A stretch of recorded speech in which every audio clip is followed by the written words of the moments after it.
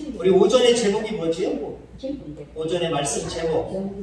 주님 선언, 하나님 선언.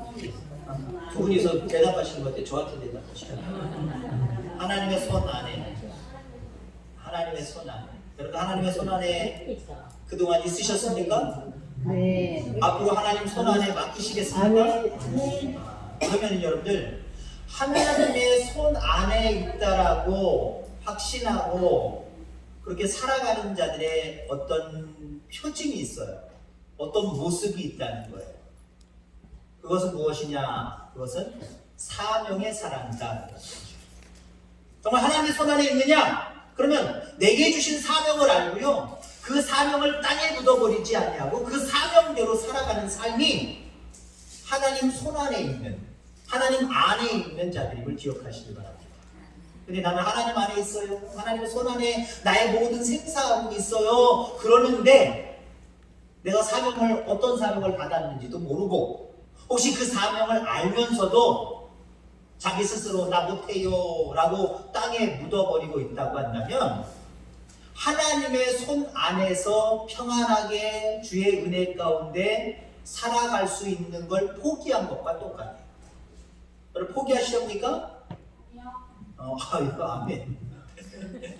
포기하지 마시기 바랍니다. 포기하지 말고 하나님 손에 맡겨드려야 되는데 그냥 하나님 나 맡아주세요. 하나님 손 안에 나를 좀 보호해 주시고 하나님 능력 있게 해주시고 하나님 손 안에서 형통하게 해주시고 잘되게 해주세요. 그것만 가지고 안 돼요.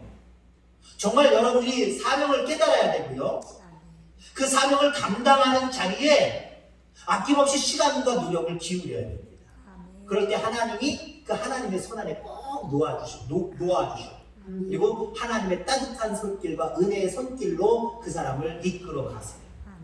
근데 나는 하나님의 손 안에 있습니다. 아무리 고백해도요. 사명을 깨닫지 못하고 사명대로 살지 못하고 그저 자기 육신대로 살아가려고 애쓰고 힘쓰면은 하나님의 손 밖에서 벗어나게 되어 있어요. 하나님의 보호하심과 인도하심을 놓칠 수가 있다는 거예요. 자, 오늘 성도는 무엇으로 사는가? 정답이 뭘까요? 제목이 성도는 무엇으로 사는가? 말씀. 말씀? 그렇게 얘기했는데? 믿음으로. 믿음? 다 맞아요. 틀린 건 아니에요. 근데 제가 요구하는 답이 아니잖아요. 네? 맞는 건데, 제가 지금 얘기하는 단어 두 단어인데. 하나님의 손 안에 말씀? 뭐예요? 제가 지금 뭘 얘기를 했어요? 성도는 뭐로 살아야 된다고? 사명으로 살아야 된다 했잖아요. 사명으로 살아야 된다. 기껏 설명이 모르네. 더 장황하게 설명을 해야 설계 은혜 받으실 것 같아서 또 오늘 장황하게 하려고 합니다. 아니 더 간단하게 간략하게 하든지. 그럼 성도는 무엇으로 사는가? 사명으로 살아야 돼. 사명으로 살아야 하나님의 손 안에 들어가는 거예요. 하나님의 따뜻한 손길 속에 살아갈 수 있는 거예요. 나는 사명대로 살지 않는데 하나님의 손 안에 있다라고 고백해봐야 소용없어요. 손 바깥에 있어요. 하나님 따뜻한 인도하심 속에 있지 않냐고 바깥에 있을 수밖에 없어요. 여러분 우리 그리스도인들은 늘 사명의 사람이어야 됨을 기억하기를 주님으로 축원합니다. 빅터 크랭클 박사라고 하는 이 베스트셀러 작가가 있는데 이분이 이런 얘기를 했습니다. 왜 사는지를 아는 사람은 어떤 고난도 이겨낼 수 있다. 내가 왜 살아야 되느냐라고 하는 것을 깨닫는 사람은 어떤 고난이 와도 견뎌낼 수 있다는 거예요. 반면에 내가 왜 살지? 내 삶의 의미가 도대체 뭐야? 살아가야 못해? 살 마음이 없어? 살아가야 될 이유가 없어? 이런 사람들은요 조그만한 고난이 오면은 그 고난 가지고도 못 살겠다라고 하는 거예요. 그만큼 사명이 중요하다는 거죠. 내가 왜 살아가야 되느냐? 그 사명이 대단히 중요하다라고 합니다. 이것은요, 물론 그리스도인에게도 더 중요하지만 우리 인간적인 모습으로 바라볼 때 사람에게도 대단히 중요한 거예요.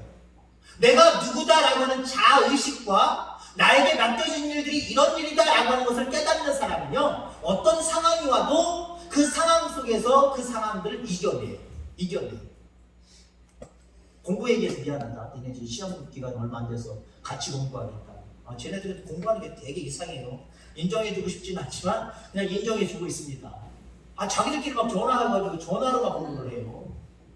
무슨 뭐 저기 뭐지 직접 지필고사 말고 뭐죠? 수행평가하는데 뭐 이거를 했든가 뭘 했든가 자기들끼리 한 시간 2시간 통화하더라고요. 그래놓고 자기들끼리 했더니 수행평가 잘했대요. 뭐 인정해줘야지 어떻게 할 거예요. 근데 공부 얘기해서 미안하지만 이번에 만점 받은 소수의 아이들 중에 한 아이가 외고에 들어갔는데, 외고에 들어갈 만한 형편은 물론 아닙니다만 외고에 들어갔어요. 선생님들의 주변에 도움이 상당히 많았더라고요. 근데 그 아이가 만점을 받았어요. 수능에 만점을. 수학 능력 고사, 수학뿐만 아니라 모든 그 종합적으로 고르는 대학교 들어가려고 치르는 그 고사에 만점을 받았어요. 근데 그 아이가 고등학교 처음에 들어가서 그 외고에 들어가서 꽁지에서 2번째였어요. 전교 꽁지에서 2번째. 정확하게 본데 예를 들어 300명 그러면 299등이었다는 얘기예요. 근데 1등이 수학 능력고사 만점, 전국에서 만점 받은 애들 한 20몇 명인가? 몇 명이죠? 그 정도밖에 안 되는데 만점을 받았어요. 그리고 그런 애들은 뭘까요 도대체? 뒤늦게라도 내가 왜 존재하는가? 우리 어머님이, 우리 아버님이, 우리 부모님들이 왜 이렇게 고생을 해야 되는가? 라고 하는 것을 깨닫고 뭔가 조금이라도 내가 보답하는 삶을 살아야 되겠다라고 하는 그런 어떤 사명감을 깨달으면요. 자기가 공부하게 되죠. 어머니 때문에 공부를, 네? 어머니 때문에 공부를 열심히 했다. 그렇죠. 쟤네들은 부모님 없나요? 깨닫는 애들이 있고 못 깨닫는 애들이 있고. 그 사람 만점 받았는 학생이. 부모님 다 계시지? 둘 다. 이 깨닫는 것과 깨닫지 못하는 것. 그리고 흔히 그런 거 있잖아요. 철 들었다, 철 안 들었다. 자식들도 보세요. 일찍 철 드는 아이들은 정말 어른 같아요. 근데 장가하고 시집가도 철 못 듣는 아들, 딸 있잖아요. 여러분들에게 없는 줄 믿습니다. 골치 아파요. 나이가 들어서 알만 안 되는 새끼가 얘가 그걸 모른다는 거 얼마나 답답해요. 다시 가르쳐 줄 수도 없고 가르쳐 주려고 하면 묵도 거기만 하고 그렇잖아요. 여러분. 내가 왜 존재해야 되는가? 내가 해야 될 위치가 무엇이고 내가 해야 될 일들이 무엇인가? 이것만 깨달아야 인간적인 모습으로 자기 인간의 모습을 최선을 다해서 살아갈 수 있어요. 신앙은 그래요. 왜? 우리는 사명의 사람이기 때문에. 그냥 하나님이 야 너도 한번 세상에 살아봐 하고 맹목적으로 이 세상에 존재케 한 인간이 한 사람도 없어요. 다 하나님이 주신 공통의 사명이 있고 각자 다른 사명이 있다는 거예요. 그 사명을 감당하기 위해서 우리를 존재케 하셨는데 이걸 깨달으며 살아가는 사람들은 늘 하나님의 손 안에서 하나님이 인도하시고 이끌어 주시는 대로 형통하고 잘 될 줄 믿습니다. 자, 우리가 몇 가지 깨달아야 될 것이 있는데요. 이 땅에 살아가면서 내가 사명의 존재임을 알아야 됩니다. 나에겐 사명이 있지. 하나님이 주신 사명이 있지. 여러분 이걸 깨닫는 여러분들 되기를 주의 이름으로 소망합니다. 하나님 안에서 철들고 성숙해질 건 다른 것 아니에요. 물론 어떤 직분을 맡는 것 중요하고 내가 몇십 년을 믿어왔느냐 이런 어떤 열매도 중요하지만 내가 하나님 앞에 철드는 것은요. 하나님이 내게 주신 사명이 무엇인가 알아가는 거예요. 깨달아가는 거예요.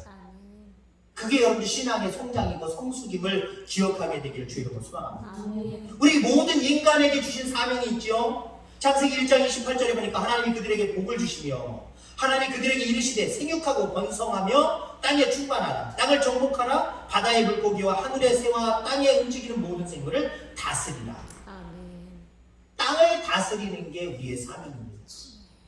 세상을 쫓아가는 게 우리의 사명이 아니라 세상을 그리스도의 복음으로 정복해 가는 것, 다스려 가는 것, 그게 우리의 사명이 되는 거예요. 개인적으로 어떤 사명들이 여러분들에게 있습니까?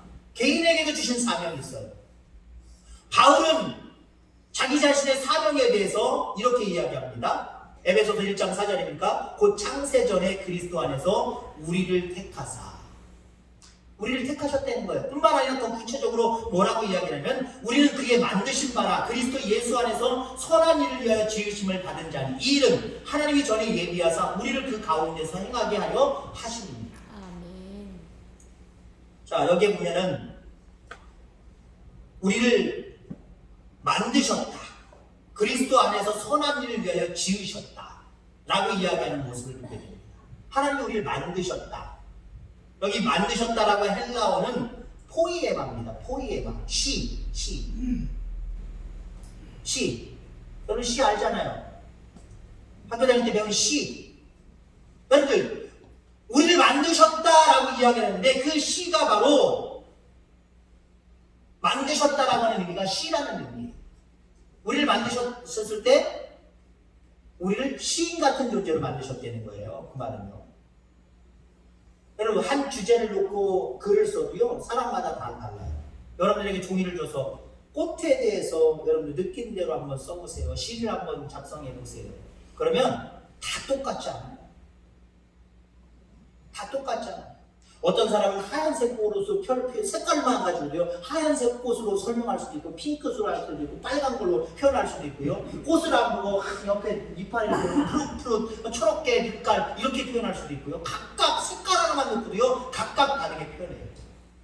여러분 우리에게 각각 주시는 시가 있어요. 여러분들 감각적으로 여러분들 나름대로 하나님이 주신 사명이 있단 말이죠. 바울은 이방인의 전도자로 자기를 세웠다라고 이야기합니다. 이방의 복음을 증거하면서 그 어렵고 힘든 일들을 감당하면서 바울은 이게 나한테 주신 사명입니다. 이방인들을 그리스도께로 인도하는 게 나의 사명이구나. 이렇게 깨달았다는 거예요. 여러분 하나님의 시인들로 살아가시길 바랍니다. 여러분들이 세상을 바라보면서 여러분들이 느끼는 대로 이것을 통해서 어떻게 하나님 앞에 영광을 올려드릴 수 있을 것인가. 그게 여러분들 각자에게 주어진 또 다른 여러분들만의 사명입니다. 똑같은 일이 없어요. 똑같은 일도 있지만 때로는 다른 일들도 있어요. 하나님의 일, 예를 들어 내남제일교회를 통해서 하나님 앞에 영광 돌리는 일들은요 시인이다라고 하는 입장으로 바라보면 이 내남교회를 바라보면서 내가 해야 될 일들이 무엇인가 느끼는 게 다 달라요. 다 달라요. 여기서 우리가 중요한 게 있어요. 서로 인정해야 됩니다. 왜 저 사람은 저렇게 일을 해? 왜 저 사람은 저렇게 한대? 그렇게 하면 안 되지. 때로는 공동으로 같은 마음을 품고 같이 움직여야 될 일도 있지만 어떤 일을 성사시키기 위해서는 어떤 사람은 이렇게 움직이고 어떤 사람은 이렇게 움직이고 이런 모든 것들이 모여서 합력해서 선을 이루는 거예요. 중요한 것은 우리에게 공통으로 맡기신 사명이 있다는 것, 나 개인에게 맡겨준 사명이 있다는 것, 이 사명을 여러분들 깨닫고 그리고 개발하고 실행하며 살아가는 저와 여러분들 다 되기를 주의 이름으로 축원합니다. 그리고 중요한 것은 이 사명이 생명보다 귀하다는 거예요. 생명보다 귀하다. 옛날에 엿장수 있었습니다. 아이스케이크 장사들도 있었어요. 아이스케이크. 그러면 요만한 통 같은 거 갖고 다니면서 하드 같은 거 팔고 그랬고요. 뭐 여러 가지 고물만 갖다 주면은 엿가락 짤랑짤랑 해서 딱 잘라고 엿주고요. 옛날에 먹을 게 없었으니까 어렸을 때 그게 얼마나 맛있는지. 동네에 돌아다니면서 빈병이 굴러다니는 꼴을 못 봅니다. 벌써 없어집니다. 벌써 누군가 지성합니다. 그것만 보기만 해도 친구들끼리 경쟁하고 달려가서 자기 먼저 잡으려고 합니다. 왜? 그거 잘 집에다 보관했다가 엿장 쏘면 아이스케이크 장 쏘면 그거 가지고 사 먹으려고. 근데 어떤 아이들이 있느냐? 저도 그랬던 것 같아요. 구체적으로 생각이 안 나는데 성한 고무신, 성한 것들, 아버지가 쓰려고 모아놨던 것들, 막 철붙이 이런 것들, 쓸만한 것들 멀리다 가지고 갖다 사 먹어버려. 있었다니까요. 제가 성질이 나빠서 그런 게 아니라 어렸을 때는 다 그랬어요. 먹을 것이 여러분들 더 심한 연세 때 세대 속에서 살아서 더 했겠지만 저도 그렇게 먹을 것이 넉넉하지 않았거든요. 그러니까 그런 게 더 특별했고요. 그렇기 때문에 그렇게 했던 것 같아요. 그러다가 여러분들 걸리는 아이들이 있습니다. 야, 이게 얼마나 된다고 그걸 아닌 걸 어떻게 바꿔 먹을 수 있냐? 이게 얼마짜리인데, 이게 얼마나 귀한 건데, 이러면 새끼. 이 동네 저 동네에서 이 마을 저 마을에서 혼나는 친구들의 목소리, 울고 뛰쳐나오는 친구들 여러 번 봤습니다. 여러 번 봤어요. 왜? 알고 보면 너무 후회되죠. 정말 그 값어치 있는 좋은 건데 자기는 값어치를 몰라서 엿이랑 바꿔 먹었단 말이에요. 아이스크림이랑 바꿔 먹었단 말이에요. 어른들이 알 때는 정말 죄송하지만 미치고 팔짝 뛸 노릇이죠. 이거 이놈 새끼 때릴 수도 없고 내보낼 수도 없고 미치고 팔짝 뛸 노릇. 여러분들 하나님께서 죄송한 표현이지만 여러분들을 향해서 우리를 향해서 바라볼 때 미치고 팔짝 뛸 일 있어요? 좋을까 안 좋을까요? 좋을까요? 안 좋겠지요. 근데 있다니까요. 내게 주신 사명, 그게 제일 중요한 거고 생명보다 더 중요한 거예요. 근데 우리는 어때요? 그게 중요한지 여기지 않고 그냥 썩어 없어질 것들, 별로 신경 안 써도 될 것들, 그거에 신경 쓰고 그거에 올인하고 그거에 쏟아붓는 것들이 오히려 이것보다 더 많다니까. 오히려 이것과 같이 맞바꿔 먹으려고 한다니까요. 그래서 사명이 생명보다 귀하다는 것. 여러분 이 사실을 분명하게 깨닫는 저와 여러분들 가되기를 주의 이름으로 축원합니다. 영국 구전에 의하면 전래 동화 같은 이야기죠. 영국의 이야기입니다. 어떤 왕자가 숲속에 나갔다가 길을 잃어버렸습니다. 길을 잃어버렸는데 양을 치는 목동을 만날 수가 있었어요. 목동을 만나서 야 나한테 길 좀 가르쳐줘라, 나한테 길 좀 안내해줘라 라고 이야기를 합니다. 근데 그 목동 어린아이가 나는 못 가르칩니다. 왜 못 가르치냐? 나는 주인이 맡긴 양들이 있어서 이 양들을 하나라도 다치지 않게 잘 관리해야 됩니다. 그래서 당신에게 시간을 내서 당신의 길 잃어버린 그 길 방향을 가서 안내해 줄 수 있는 시간이 없습니다. 안 됩니다. 못 하겠습니다. 그랬더니 왕자가 야 그럼 내가 돈을 줄게, 돈 많이 줄게, 돈을 많이 했겠죠. 내가 너 길 가르쳐주면, 나 안내해주면, 어디까지 데려다주면, 이제 길 보이는 데까지 나를 이 숲속에 나가게 해주면 내가 돈 얼마 줄게 라고 이야기했습니다. 그래서 여전히 안 된대. 나는 주인의 양들을 맡아 있는 사람이라 그렇게 시간을 낼 수 없다는 거예요. 이 양들을 팽개칠 수 없다는 거예요. 데리고도 갈 수 없고 팽개칠 수 없다는 거예요. 이 왕자가 내가 누군 줄 아느냐? 너 죽고 싶어? 너 죽인다? 왕자의 권세니까 얼마든지 가능하지요. 그래도 이 어린 목동은 못한다고 이야기합니다. 그러면서 다만 내가 가르쳐 드리지요. 이쪽 방향으로 새 고개를 넘어가면 오른쪽으로 조금만 가다 보면 마을이 나오기 시작할 겁니다. 그러면 당신이 찾는 방향이 그쪽 방향입니다. 가르쳐 줬습니다. 그래서 왕자가 하는 수 없이 자기 혼자 투덜투덜 그 목동이 가르쳐준 대로 세계를 넘어서 이렇게 가보니까 마을이 나오고 여기였네? 길을 찾게 됩니다. 그리고 세월이 흘러서 그 왕자가 왕이 됐어요. 왕이 되면 나라의 관리들을 세워야 될 것 아닙니까? 재상, 다시 말해서 살림을 맡는 나라의 어떤 살림을 맡는 재상을 뽑아야 되는데 그 왕이 된 왕자가 이 아이, 성장 있겠죠 어느 정도? 이 아이를 제상으로 앉혀놨습니다. 이유는 뭘까요? 자기에게 맡겨진 일들을 생명처럼 여기고 돈의 문제, 죽음의 문제가 와도 그걸 생명처럼 여기고 지키는 자라고 한다면 나라의 살림을 맡겨도 얘는 확실하게 생명과 같이 여기고 잘 해낼 사람이다 라고 확신했기 때문에 그랬다는 거예요. 이게 영국의 구전 동화에 나오는 내용입니다. 여러분 하나님도 마찬가지입니다. 우리에게 주신, 내게 주신 사명을 생명처럼 여기는 사람 귀하게 여기십니다. 그리고 그 사람을 통해서 하나님의 큰 일들을 일구어가는 줄 기억하기를 축원합니다. 나의 사명이 귀한 줄 알아야 돼. 창세기에 보면 요셉의 생애 중에 39장 5절에 보면 이런 말씀이 있습니다. 여호와께서 요셉을 위하여 그 애굽 사람의 집에 복을 내리심으로 여호와의 복이 그의 집과 밭에 있는 모든 소유에 미친지라. 여기 보니까 여호와께서 요셉을 위하여 그의 애굽의 사람의 집에 복을 내리심으로, 여기 요셉을 위하여 그 집에 복을 주셨다. 여기 요셉을 위하여를 영어 성경을 해석한 그 성경을 보면은 요셉을 위하여가 아니라 우리나라로 번역을 하면 요셉 때문에 그 집에 복을 주셨다. 요셉 때문에 복을 주셨다. 보세요. 요셉이 그 보디발의 집에 들어가서 살림을 맡은 이후로 그 집이 형통하기 시작합니다. 그 집이 더 잘 되기 시작을 합니다. 요셉 때문에 잘 된 거예요. 요셉 때문에 잘 된 거예요. 요셉 때문에 복이 임하고, 요셉 때문에 일이 풀리고, 요셉 때문에 막힌 것들이 다 열려지고, 요셉 때문에 그 가정에 평화가 오기 시작합니다. 여러분 그 사명을 여러분에게 주신 줄 믿습니다. 여러분들 때문에. 아멘. 여러분들 때문에 복이 임하고, 여러분들 때문에 일이 풀려지고, 여러분들 때문에 막힌 것이 다 열려지고, 여러분들 때문에 그 어떤 단체, 그 위치에 평강의 은혜가 임하고. 아멘. 자, 그러하기 위해서 지금 내가 무엇을 하든지 그 일이 소중하다라고 하는 것을 알아야 된다. 요셉 비록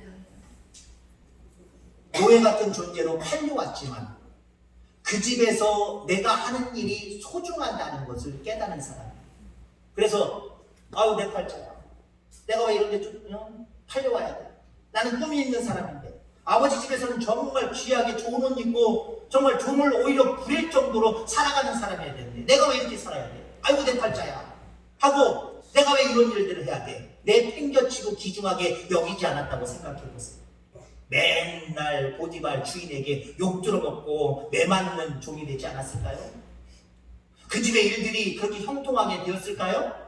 안 됐을 겁니다. 그러나 요셉은 그런 위치 속에, 그런 상황 속에 그 집에 왔지만 자기에게 맡겨진 일들이 귀한 줄 알고 최선을 다합니다. 자기의 일을 아니라고, 자기 것은 소유가 아니잖아요. 그러나 이 일이 내 일이라고, 하나님이 내게 맡겨주신 일이라고 마치 자기 일처럼 소중하게 여기고 그 일을 감당해요. 그럼 어때요? 하나님이 잘 되게 하실 수가 없어요. 누구 때문에? 요셉 때문에. 여러분, 우리 은희 교회를 얘기하면 목회자를 많이 이야기하고 목회자에게 비중을 많이 둡니다. 이게 잘못됐다는 게 아니에요. 저는 여러분들에게 부탁하기를, 제가 할 수 있는 자리를 양보하고 회피하려고 하는 것이 아니라 여러분들 때문에 교회가 문제가 해결되고, 여러분들 때문에 교회가 평화롭고, 여러분들 때문에 교회가 부흥하고, 여러분들 때문에 교회가 성장하기를 주님으로 축원합니다. 아멘. 아멘. 아멘. 자, 마지막에 따라합시다. 나 때문에 꼭 치셔야 됩니다. 나 때문에. 나 때문에 나 때문에 교회 복이 임하고, 교회 복이 나 때문에 나 때문에 교회 일들이 풀려가고, 교회 일들이 풀려가고, 나 때문에 나 때문에 막힌 것들이 다 풀어지고, 막힌 것들이 다 풀어지고, 나 때문에 나 때문에 교회가 평화롭고, 교회가 평화롭고, 마지막 따라하지 말고, 나 때문에 나 때문에 교회가, 교회가 하나님의 나라가 하나님의 나라가 성장하고. 성장하고. 아멘. 아멘. 아멘. 사명 붙드시기 바랍니다. 아멘. 사명 붙들지 않으면 앞에 지금 얘기했던 거 안 이루어져요. 왜? 하나님의 손 밖으로 너무 밀려났기 때문에. 그러나 나 때문에 그 일들이 하나님의 손 안에 있어서 그렇게 되어지는 역사가 있게 되기를 주의 이름으로 축원합니다. 아멘. 하나님 아버지 감사합니다.